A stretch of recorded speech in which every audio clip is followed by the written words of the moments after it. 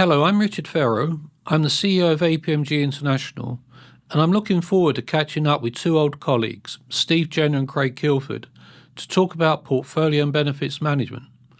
However, knowing them as well as I do, it's likely that our conversation will take many twists and turns, but please join us and stay with us for an interesting conversation. I'm delighted today to be sitting here with two colleagues who I haven't seen probably for about a decade. So I'm joined by Craig and Steve, and I'll let them introduce themselves. My name's Craig Kilford. I have had the pleasure of knowing Richard Pharro since I was fresh out of university in Milton Keynes. Managed to get a job as a junior project manager for the Arab Open University. That would have been in 99, I think. Wow. And you even had smart shoes then. I can always remember you as the guy with the shoes. But I do remember, so I don't know, it's very rare that you have people that have been around for like the entirety of your career. Like you're kind of one of them. No, 2010. Who are you anyway, Steve? Who are you? No, I'm Steve Jenner, and I say practitioner, trainer, author, portfolio management, benefits management. As I started as a practitioner with government, I was a senior civil servant. I was an accountant by training, chief accountant for the prison service. I had 120 accountants working for me. Were they inside prison or outside of prison? It's an interesting concept about prisons, that the people that work in prisons tend to come from the same socio-demographic background as the people that are in prisons.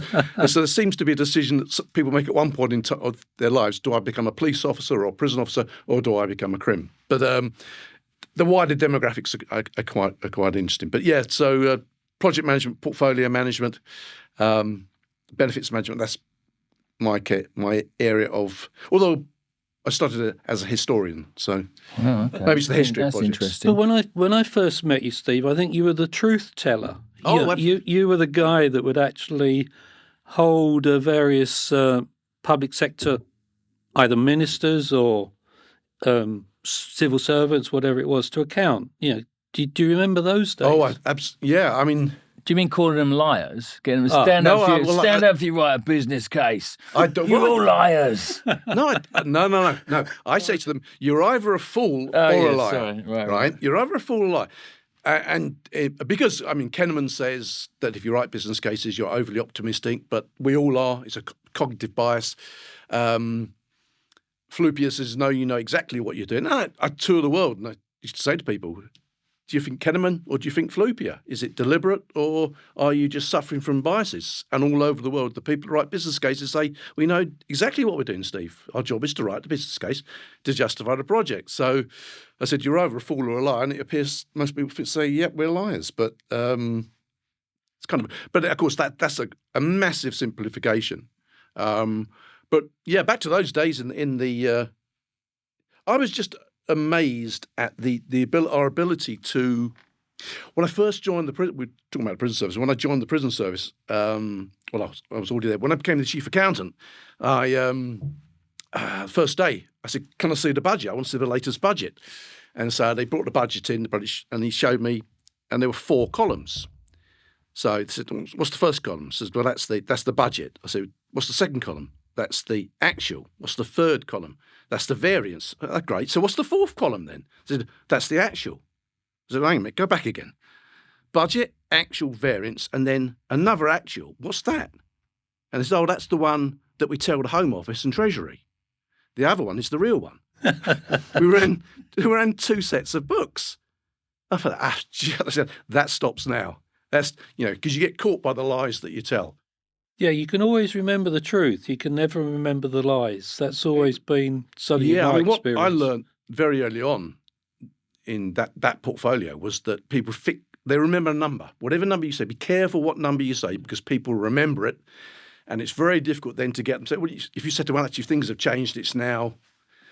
Unless, of course, it's your fee that you want to charge people. And I mean, Craig, you spent a lifetime as a consultant. I mean, last time I saw you, you're over here, you're working for some government departments over here. You moved on a lot since then. So what are you doing now? So, yeah, it's evolved a lot. My focus now is building mission. Well, I call them mission controls. It's a mission control for taking steps towards purpose and achieving what the better tomorrow looks like. And so it's how can we package up transformational change of people and of organizations in such a way that it reinvents what they're doing at a pace that's fast enough to keep up and get ahead of the game. Like and I spent a lot of time in CPG companies and So CPD? CPG, consumer packaged goods. Oh, yeah. And it's fast moving, and the customer's got to be right at the heartbeat of everything. Similar to government. Government tried to do that, I think. But my world is very much concentrating on energizing people, which is why I think organizational energy is on the map now, because we put it on the map. It was on a map, but then now it's right in the middle of the map, and it has been for a decade. Where did you put it on the map? What map did you put it on? I was on the management and portfolio smack bang in the middle of the heart map of the way that every portfolio needs to operate as the model. It's about building the culture. That's building that collaborative culture. Yeah. And not just saying the culture is something that it's soft and you can't measure it. You can measure it and you can take steps. I mean, the interesting for me about the culture, you ask people, what do you mean by organisational culture? What do you mean by culture? And they say, well, it's the way we do things around here. Well, change the way you do things and the culture will change. So it's about process, it's about governance. And if you get the process right and you get the governance right, the culture tends to follow afterward. And that's in a world where you don't really want to say, well, let's get the governance done and let's get, here's a process for it. So I think there's something here about if you want to transform successfully and reinvent this whole journey, I spend a lot of time painting pictures of what does our future look like when this change is implemented. You mean actual picture or a mental image, a physical No, painting? physical, yeah. So it's about strategizing what does the world look like when we've close to our purpose, when we've transformed. How does our customer feel? What's around our customer? What does the environment look like? Like literally get a time machine and go to 2030. What's our revenue look like? What have we got to produce in order to get our revenue? How can we put our customer in the heart of everything we're doing? But importantly, how can we wrap our people capabilities around that? And I do feel that the people capabilities has always been the thing that isn't really talked about that much in projects and programs, because it's its own HR deal. So go and read a HR book if you want to grow your culture. Or to the extent that it is considered, I think it tends to be considered independently of where you're trying to get to, the vision. It's not, I remember there's a guy, one of the guys, who said, everyone's got to have, the prison service mandated, I think it was, 10 days training per year or 5 days training per year. And so people used to sit at the beginning of the year, flicking through the training manual, trying to find 5 days courses that they could commit to. And that had nothing to do with actually improving your performance or trying to think about where we're trying to get to. So it's about But how do you find those good people? I mean, in his recent book, Bert Flyberg, if I pronounce that correctly, he says, if you've got a choice, employ the best team. Employ master builder, yeah. So how do you find Heuristic these number one. Are these people out there? Have you been on a successful transformation? Have you been on a successful program? Well, I just finished one 2 weeks ago, and it was a really big deal, and it all finished, and we're now on to the next one. And someone from a different team phoned me up and was like, how'd you feel? And I was like, sad, unhappy, because I don't get to see these people every day in a stand-up, and I loved working with them. I feel like there's a gap in my heart right now and my day because I don't have this window where we look forward. Like the team actually used to look forward to having the stand-up, like every Tuesday and Thursday, and then when it got closer to the go live, it was every day. Like, we all looked forward to it. It was great because it was such a great team. How big was that team, and how long were you together? 8 of us for 6 months. Right. That's quite short for a program, though, isn't it? 6 months. It was an event. Yeah, this Right. particular one was an actual event, and so it had a very defined. It's all done. Super complex, super important, big ripples across the organisation, and the mission control, and that was my role for that. And I think when I say about mission control, I do feel like in Apollo 13, you know that guy Ed Harris. Is it Ed Harris? Have you seen the film Apollo 13 with Tom Hanks? Yeah, long time ago. Yeah. Ed Harris. He just had like his role was like to bring people together, and I really feel that this approach, mission control for the portfolio, is bring people together. I like to call it harmonizing the wisdom of everyone, and then energizing and harnessing their energy to like move it all forward, because it has to like it's a. I think what's interesting, I just spot talking about the Chilean. We used to use, when I was in Australia, we used at the university a case study on at the business school on the Chilean mine disaster, and the guy that was put in charge of getting the 69 or whatever, get them, because out the tube out, and he got them all out, obviously. But obviously they started at the beginning not knowing how they were going to do it. And in essence, the kind of, there was a piece of analysis done by the Harvard Business Review. They essentially said, look, the guy basically faced, it was a paradox. You needed to get control because news was spreading out. You had the wives were turning up, and then the mistresses were turning up, and all hell was breaking loose, and people were demanding, and and yet they didn't know what the solution was. And so the guy essentially who was put in charge, he was absolutely, 100%. His leadership style was, autocratic as far as the tight control of media messaging, was concerned. In terms of searching for a solution, really agile, engaging people. The important part, can we find the best? He would only employ the best. Show me what you've done. And that's interesting. What I've been saying recently to people is... and that was similar to that cave rescue, wasn't it? With those Indonesian, the football team.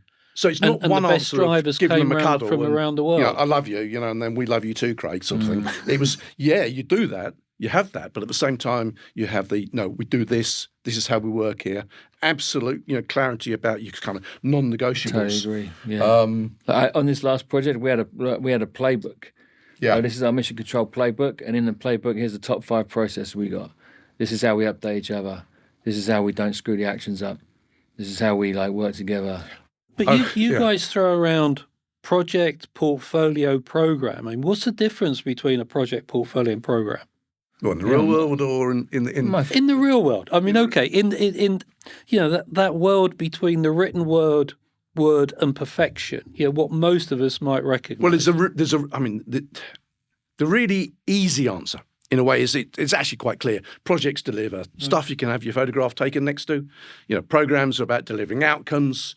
The origin of program management is really to address 2 problems. 1, projects didn't result in benefits, and 2, organisations have too many projects, so the governance overload becomes an issue. So split up your projects, put them all into different programs, suddenly you get benefits, or not. So that's, until about 10 years ago, that was the broad, and portfolio is just a collection of everything, portfolio meaning collection. What we've seen now is whether you're PMI or you're APM, the language is the same. Projects deliver benefits. There's no get out. Flupia, again, same thing. Projects are not ends in themselves. Projects are the way goals are achieved. So goals, results, benefits, outcomes, whatever. The difference is, if you're employed as a project manager or a program manager, your job is to deliver that project or program. The portfolio goes way beyond that. And it's not about delivering those projects and programs, because responsibility and accountability still sits with the project manager and with the program director or the sponsor. So the portfolio is about enabling the delivery, mainly areas such as constraints and dependencies and risks and benefits as well. But it's also about the whole investment management space.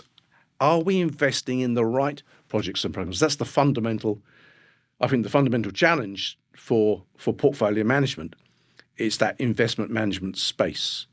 And so that's where the theory and the reality is starting either come unpicked or actually starting to merge, because the language is very much now the projects, programs, praxis, projects, programs and portfolios all deliver benefits. Yeah, but praxis is a bit of an outlier there, because it's the only one that sort of says that you're on the continuum between projects, programs and portfolios. Everyone else says they're probably more discrete. But in a portfolio, then, it's acceptable to have investment failures. Absolutely. It should be expected that you're going to have investment failures. Otherwise, you're not taking enough risk. Because unless you live in a world where you can predict with 100% certainty, then if you deliver all your projects on time, to budget, and they deliver what you said or you thought they were going to deliver, unless that's the case. But very few people say that. Craig, you've spent, the last decade in the US. Now, the US, I think, is a much more risk-taking society than it is in the UK. But do people accept that these things are going to fail as well? That you could have an investment portfolio, one of your mission control boards, it all goes red and someone says, "Hey, Craig, we got a problem." Yeah, I think everyone starts out with a picture of success, and there has to be a recognition that there's a chance that some of this stuff isn't going to go over the line, and I think that is by nature of a suite of investments. Some have to not make it. That's because they're killed, or they get killed, and that doesn't have to be like because someone didn't do their job right. That could be because the environment changed, because policies changed, because a new product's come into the market and changed the game, because AI is adding value here. So I think it goes back to the skill of the portfolio manager, which is why I keep going back to this alchemist analogy of being able to understand, activate, and bring to life an investment process in front of a suite of executives, which is driven by a bunch of project managers, program managers, which is supported by a marketing department or finance and a whole group of people. So this portfolio management person, group of people, they have to literally, you say dials, they have to like twist all the dials. It's like in a music studio, you're moving all this stuff. You're probably looking like one of the analogies, or that I've got this idea of the portfolio manager or portfolio function having three roles. One to be the fool, to ask the awkward questions, challenge. The second to be like a poker player, so you're making investment decisions, incrementally bets.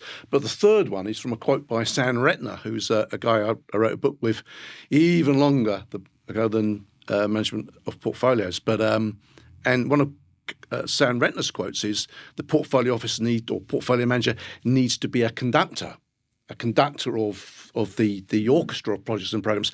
And the analogy there is, if you look at the world of strategic supplier management, which I used to teach in Australia, into the graduate business school, the language is very much about, they say companies don't compete, supply chains compete. Increasingly, it's not companies competing, it's your supply chain.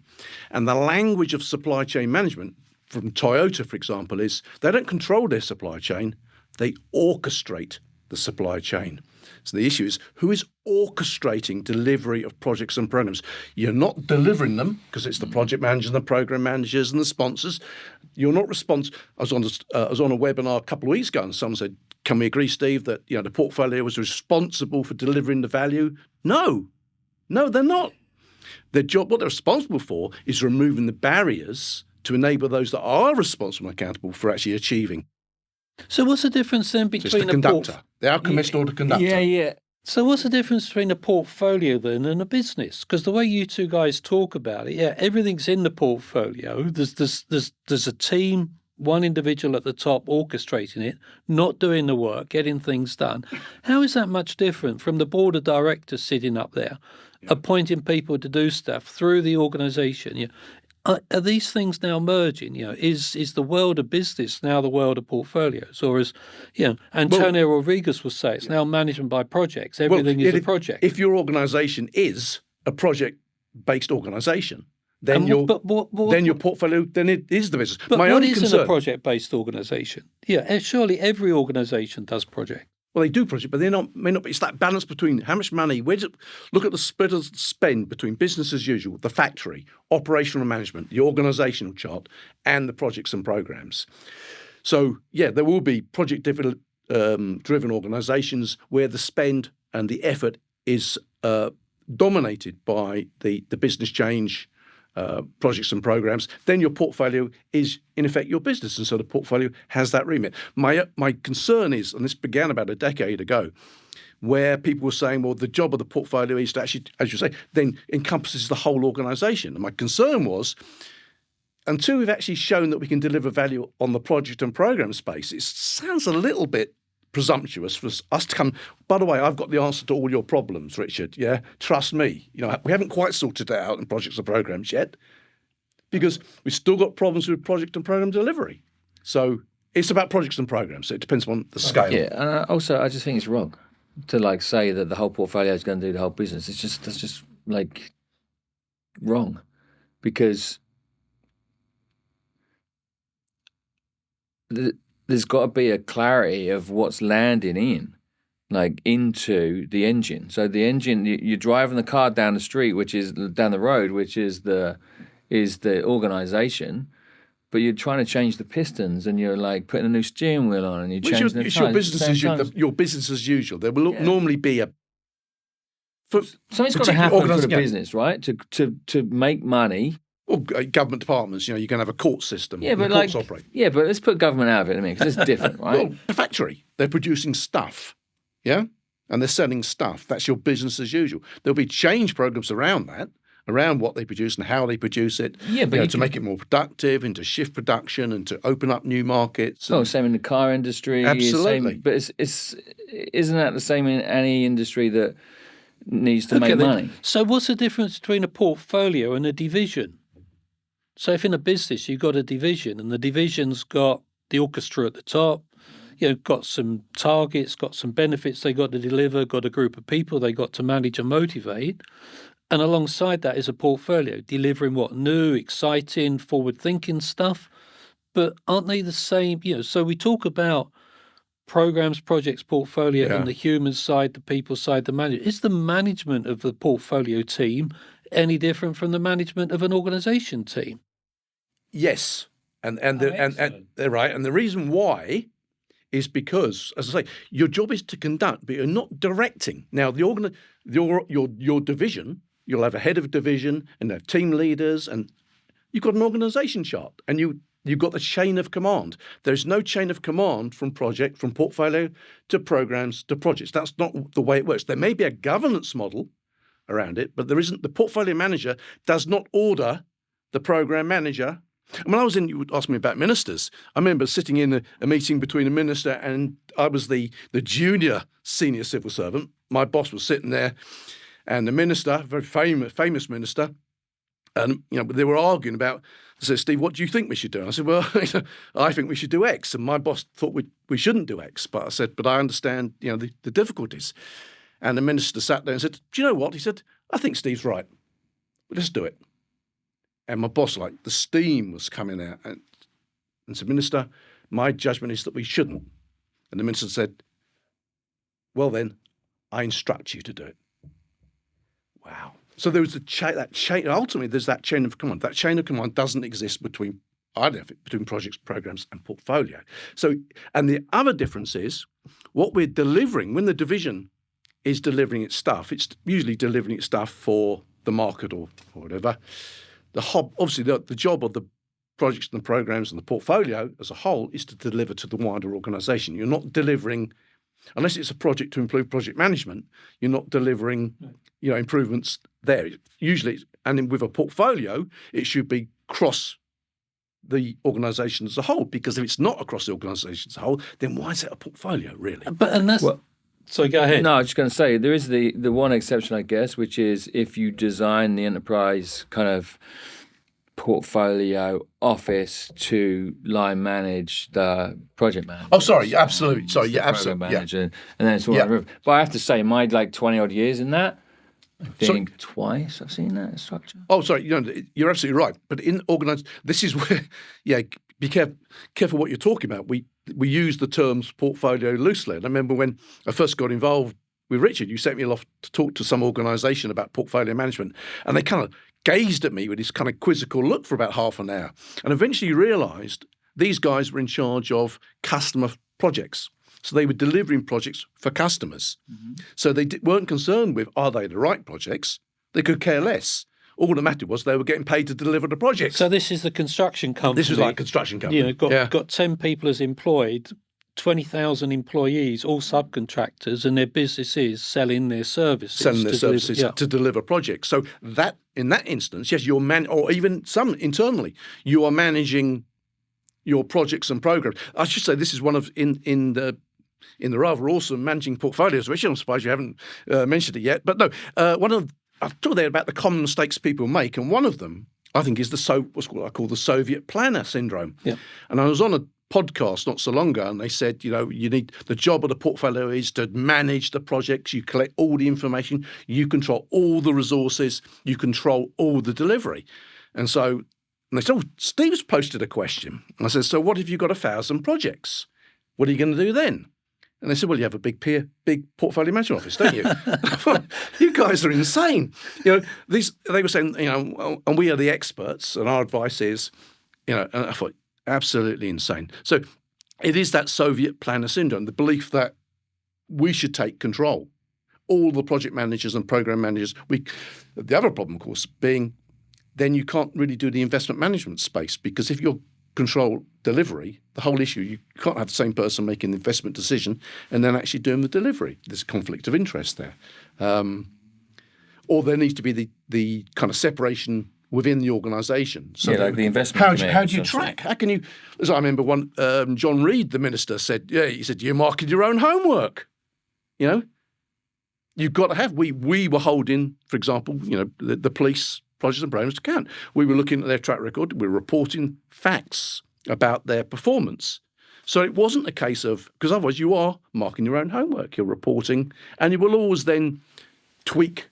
So you two guys were involved in writing some best practice about a decade ago, which has recently been updated. So we got some new stuff coming out on benefits management, on portfolio management, and on program management. What's changed in the decade, and why would people bother reading the updated stuff? What's the main lesson they're going to? Because I've seen some great quotes by Craig. I know you were the author of this stuff, Steve. So why would someone want to see read, learn, understand, apply the new stuff? What's changed?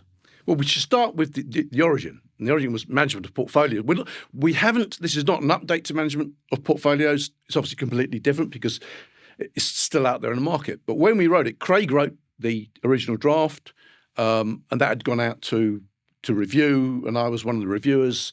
And I think OGC said to me, "You're the only one that's actually done a proper review," and so that's when we got involved together in working on it. And the feedback, let's be honest, the feedback is I've never heard bad feedback about management of portfolios. The feedback was always good.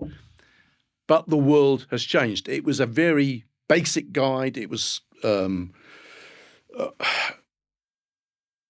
on a minute. What do you mean basic guide? It was very basic because the advice, for example, nothing in there on portfolio staggering, doing projects at the right time, in the sense that it was still very much in that space about strategic alignment rather than understanding strategic contribution. So it was very much and I think this was its strength. No, I'm not criticising it. I'm joking. Yeah, but no, it's a challenge, and you've got to have that challenge. The challenge that this was of value because it gave people an entry point, making it understandable. And that, I should say, but then that's really important, I think, making it accessible so people can understand. But I think the world has moved on. Well, no one was doing it then, right? Well, that's the difference. No one was like, or very. If you were to Google portfolio manager jobs, Do you remember when no you said, one would do it? There was none. One of my comments on Craig's first draft is it should include more practical examples of how people are doing it in the real world. And Craig came back to me and said, there aren't anyone. He said, he came back and said, that's a really good idea. And we had a long list of people that we knew, and we pinged out all these emails, and Craig said, I can't believe it. They all came back and I haven't got anything I can share. No one will share anything. Yeah. Well, honestly, I think, and this is maybe egotistical to some degree, but I think what we did was put portfolio management on the map, right in the middle of, right at the top of the organization. Yes, you can do your program. Yes, you can do your project. Do it the right way. Do a PID. Do a program definition document. That's great. But this portfolio management stuff helps you choose the right stuff. Like, you're choosing the stuff that's going to contribute up to what you are going to hit as a strategy. And I think that was the magic with that, because up until that point, I don't think there was anything that was that bold to push the boundary. Now, the world has got way faster, and I think humanity has accelerated hugely since then. And today, the reason I think people would want to read the book is want to read Managing Portfolios is because the reinvention is so much faster, and it's so dramatically different on each cycle. So, tell me if I'm going too deep into this, but like there was these things in the original book which was like a 5-year plan, a 10-year plan. Yeah, good luck. And then there used to be like, I mean, the reality used to be like your budget for next year's projects would be like 4% of whatever you had this year. But you can't change if you allocate the same people in the same departments the same money. I'm talking about like gigantic reinvention change because our customers' expectations have changed gigantically, if that's the right word. So, and is there a question these days about complexity? sure, We're trying to do much more complex. Things we're trying to do are much more complex than they used to be, and therefore we're pushing the boundaries of our ability to do stuff, which is why our sort of statistics on delivery may not have changed, because if we're doing more complex stuff, our failure rate's going to be about the same as when we were doing. I think that's a really important point. But the complexity sometimes it's not necessarily project or program complexity. I mean, the program or the project can be set up to deliver. Everything looks fine. The only trouble is we've got your project, we've got my project, we've got your project. They're all set up, and then suddenly turn up and they say to James, we need you tomorrow. And James says, well, sorry, only one of you. I can't serve all three of you. It's that wide, the dependencies are, and the resources, the constrained resources remain. I think if you look at John Doerr's book on OKRs, Objectives and Key Results, which is another really good analogy there that, this is Google claiming 10 times growth from the idea of clear objectives, clear results to measure those objectives, and then commissioning initiatives to deliver those results. Portfolio objectives measured by benefits, and commissioning initiatives, projects and programs to deliver those benefits.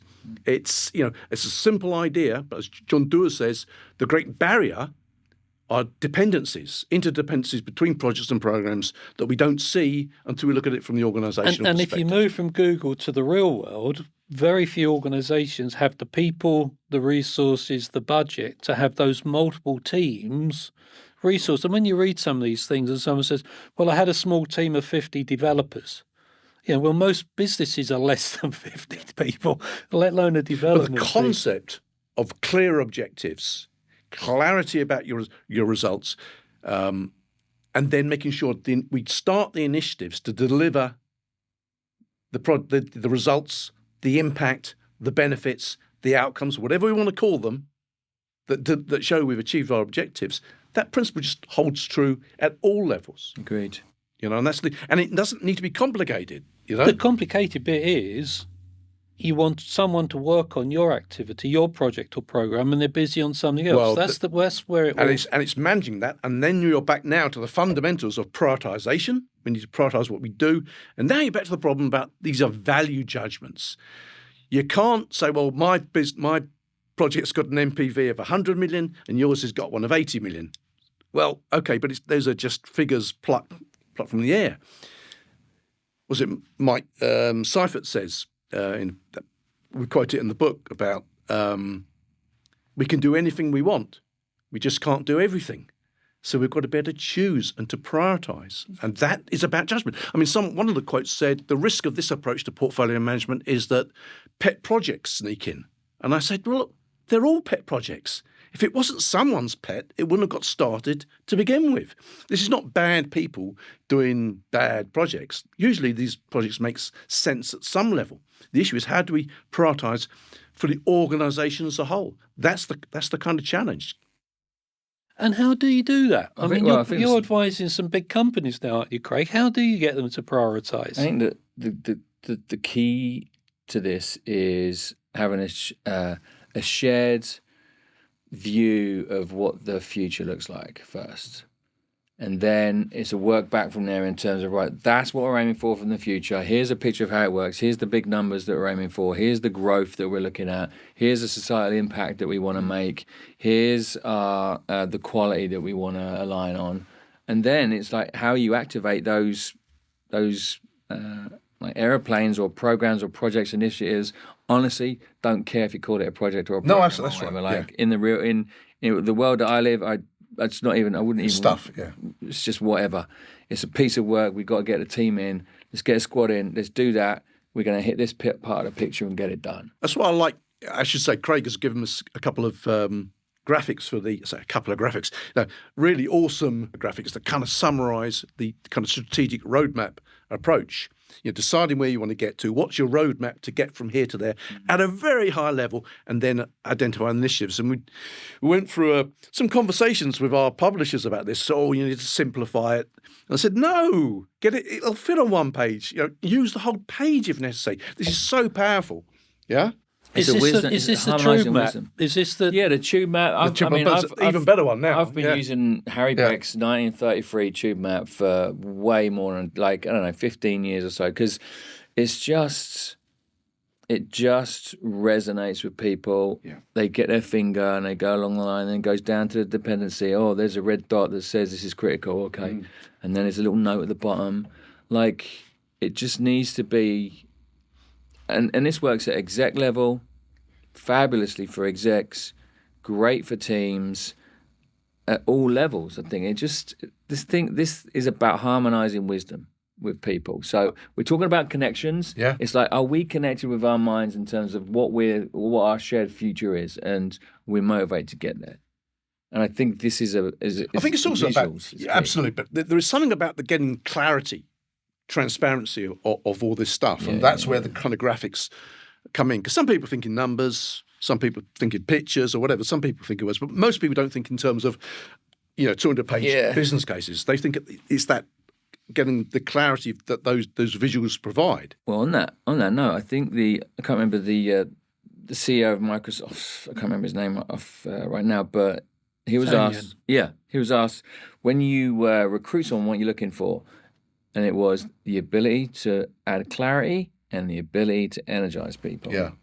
I mean, I often say, look, whenever we look in the program world or the project world or the portfolio world, when we're looking to improve, or government world, if we're looking to improve something, we have two weapons we tend to reach for. There are more sensible things we could do, but the two weapons we reach for, and overwhelmingly, we reach for the accountability stick.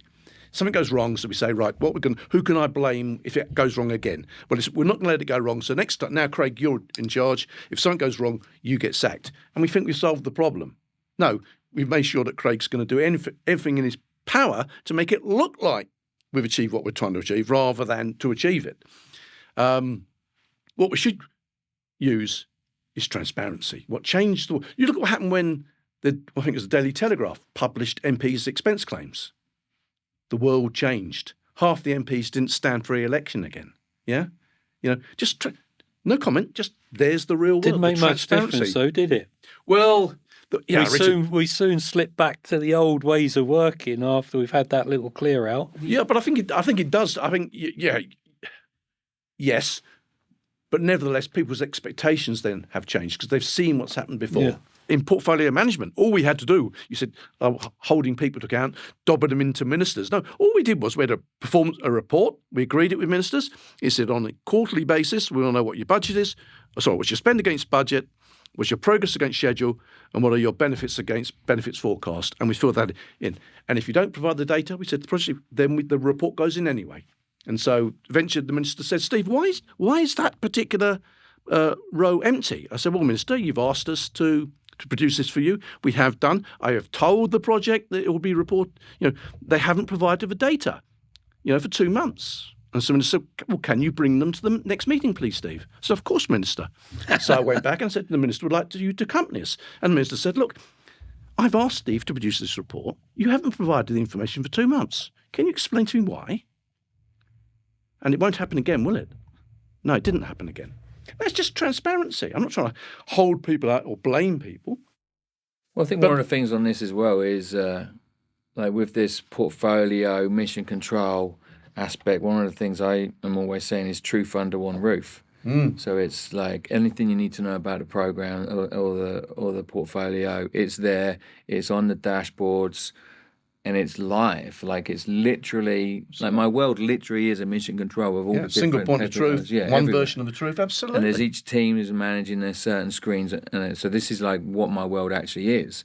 But I think the important culture around that as well, recognizing that there's gaps in some stuff, and then we'll show those gaps just as you do. Yeah, absolutely. But also the numbers. I think those gaps. I did a bit of work with Dubai Customs, and what they did, they introduced a new one of their measures or benefit categories was to do with the print said 2022 is the year of customer satisfaction or something. And so they were doing lots of work on customer satisfaction, but they didn't have any metrics about customer satisfaction, but they still included it in their report and left it blank because it was a reminder we've got to fill in the blank. And I remember reading, it's funny, this morning I remembered it, Sapiens, I can't remember the guy's name, but the Israeli guy wrote Sapiens.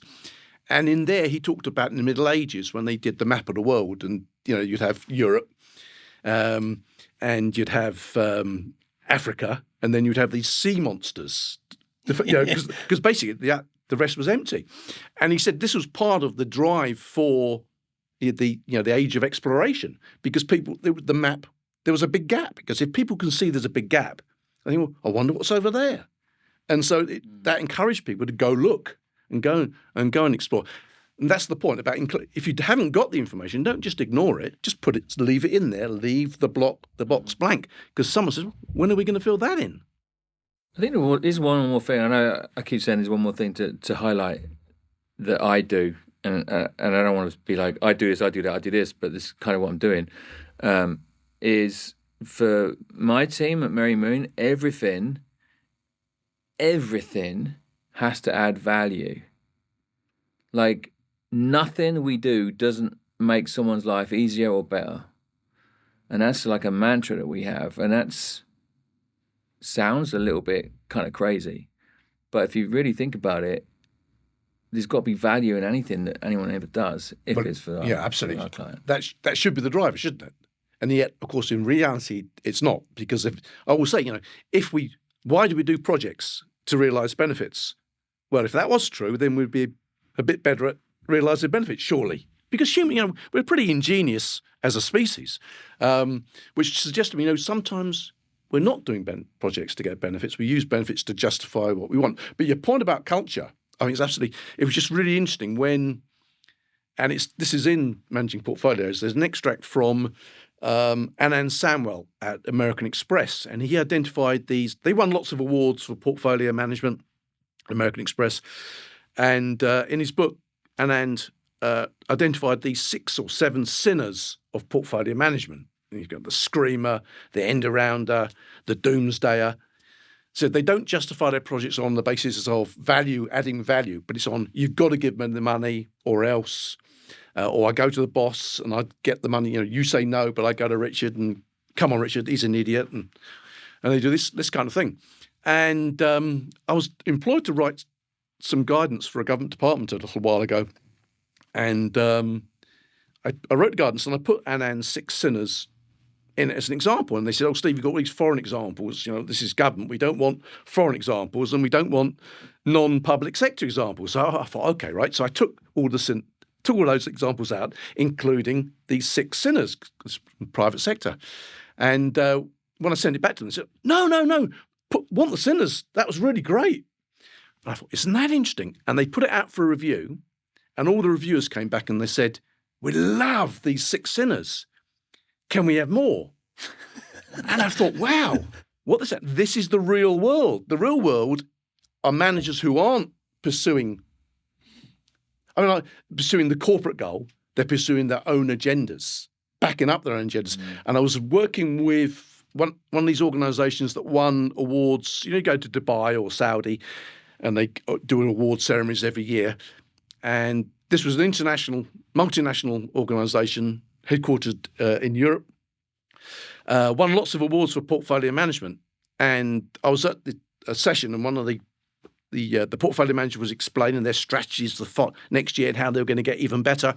And as it was wrapping up, their kind of lead portfolio analyst leaned over to me and said, "Steve, it's like Game of Thrones around here. They're all stabbing each other in the back." Yeah, but oh wow!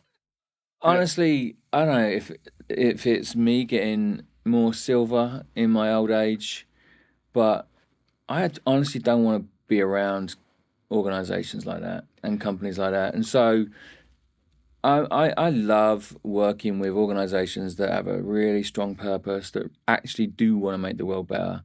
And I know it sounds airy-fairy to make the world better, but there are a lot of organisations. Well, I'm sorry, but I think, Richard, you were just sort of like saying, "Oh, it's easy if you're Google," but no, or I didn't say it's easy if you go, but you can have big teams because you've got budgets, you can get talent, and you can do these things. But they use OKRs even down to the individual level. So that the principle of being clear, once you get that clarity, you see. I'm not saying don't do OKRs. No.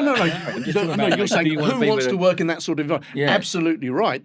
But in a way, that culture is a result of process and governance. If the process and the governance, I work with, what John Suffolk taught me was it's never personal. But, we had, the police, the courts, the youth justice, the prisons, probation. These organisations were all pursuing their own agendas, and it was very difficult trying to get that joined up culture. And at one point, I remember John at the meeting, John let it run for a while, and they were all arguing among themselves. And John then says, "Look, stop there. I'm seeing the minister this afternoon. Is this the best we can do? Do you want me to go to ministers and say, look, guys, this is, the senior managers in these organisations, this is how they behave, and they say this is the best we can do." And they'll, "No, John, we're sorry. We're sorry." So suddenly, just by playing it back, again, that transparency, playing it back, it's not personal. It's not bad Craig or bad Steve or bad Richard. This is, look, guys, playing it back to them. Is that the best? And when we did our annual, that's one of the things I say to people. The one thing we very rarely say, is that the best you can do?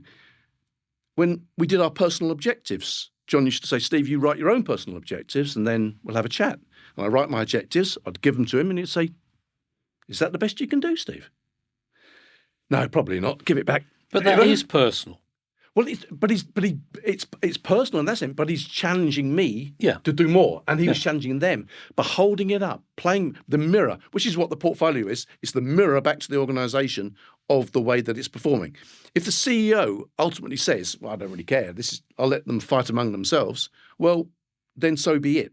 But the job of the portfolio is to hold that mirror up, I think, to say, this is how we're performing. This is where we're going. This is how effective we are. Truth under a roof. Yeah, absolutely. But if you aren't accountable for that, you're not responsible for that.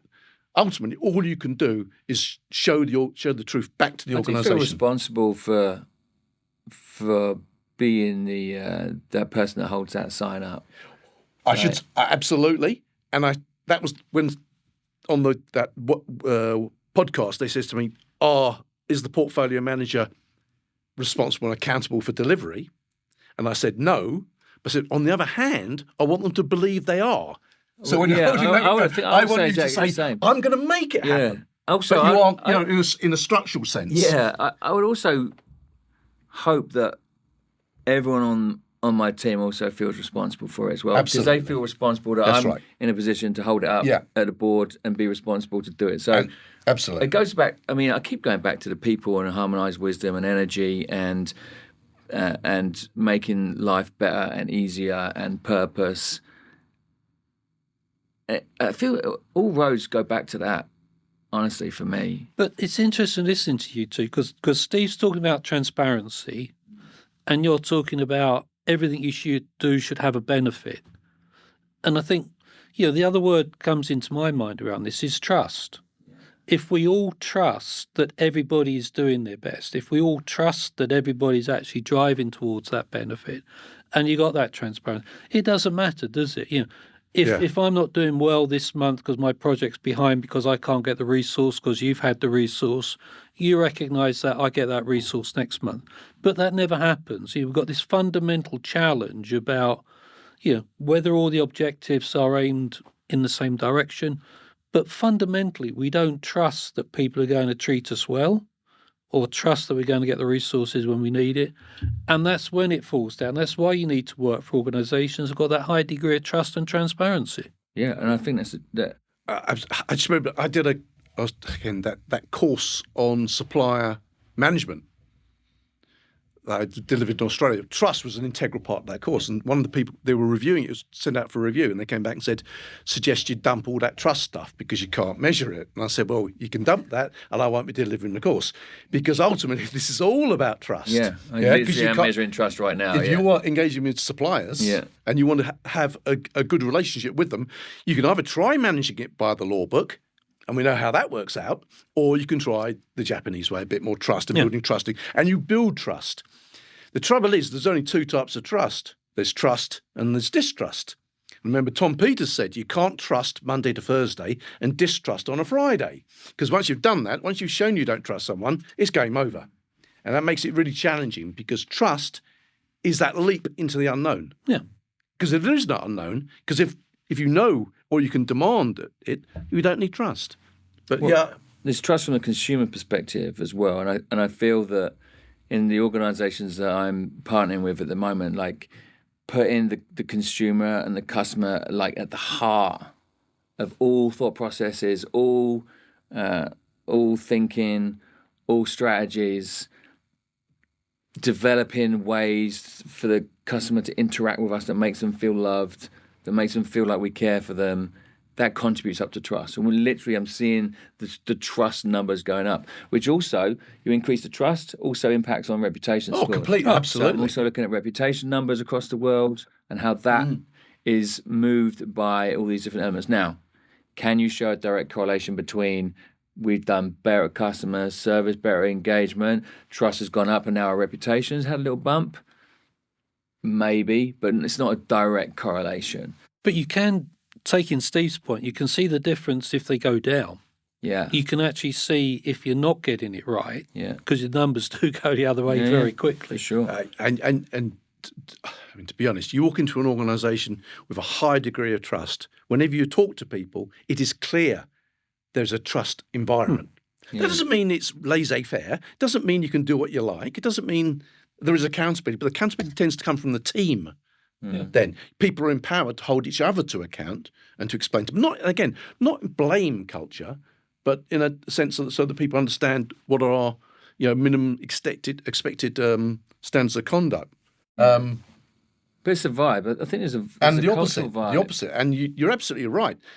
But I was in New Zealand and I was doing a session there, and I was talking about Mark Moore's. This was for the government, and Mark Moore's concept of, or Michael, was it Mark Moore?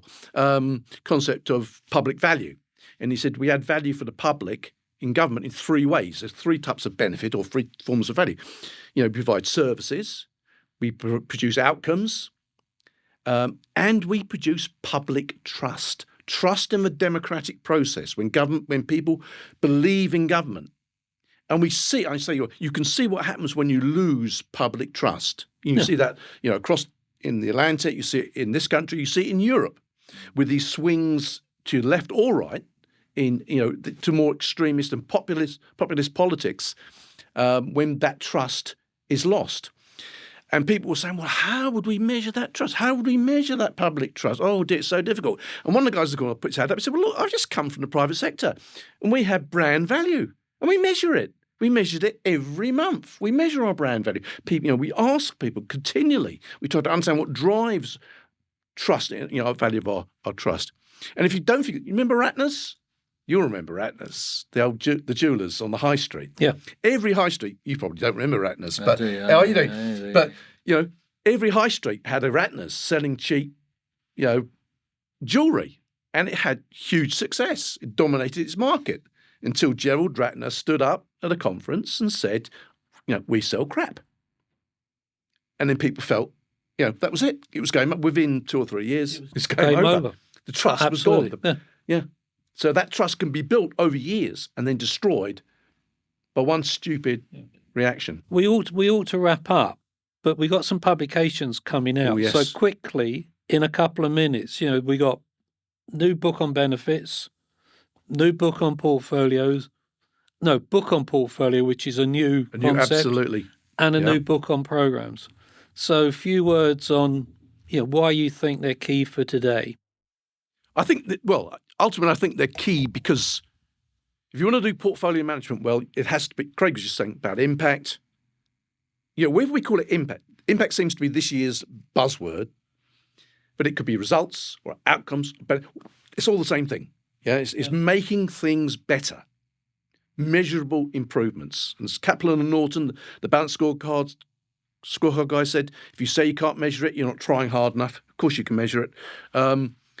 So if you want to do portfolio management well, it needs to be benefits-led. If you want to do benefits management well, it should be portfolio-led.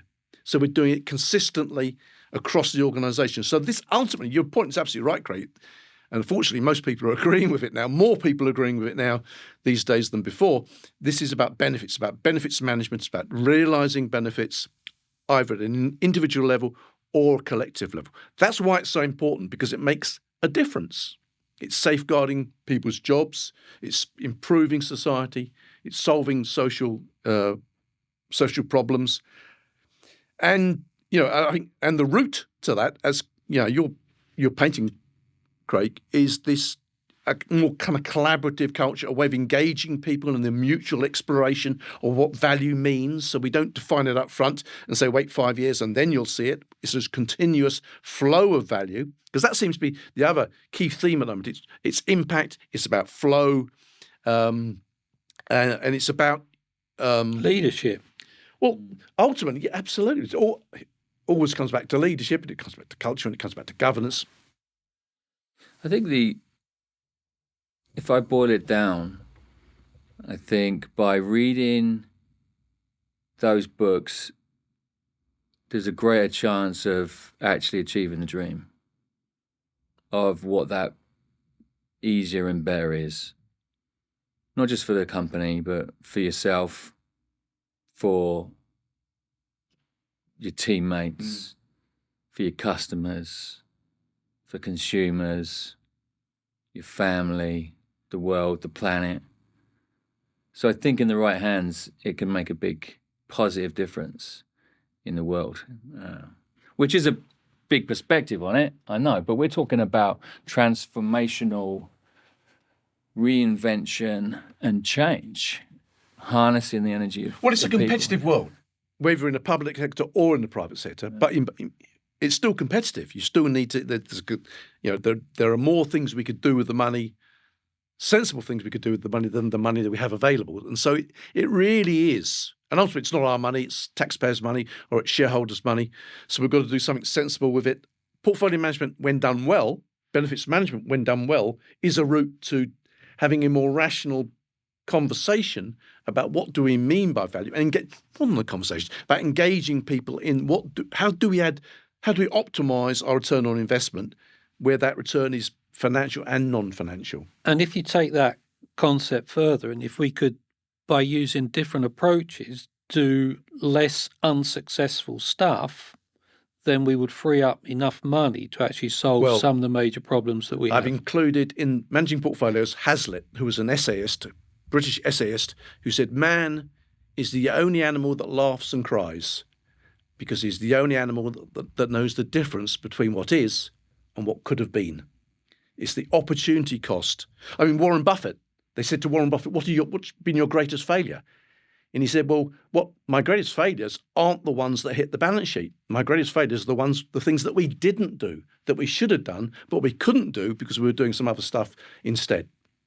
So portfolio is partly about that. Anyway, thank you very much, chaps. Really great catching up. You were right. Thank you. It was just great to Thanks, connect with you guys. And Richard, also, before we sign off, you've been doing this for 25 years, and I think the fact that you're kind of like stepping up behind these publications and getting it done is incredibly valuable, not just for like the project and program managers, but for the organizations that are the recipients of the stuff that the people learn in these books and the customers. So we don't get to see each other very often, but I just want to say that I've massively appreciated everything that APMG International's done, and you personally, for literally the duration of my career since leaving university. So thank you.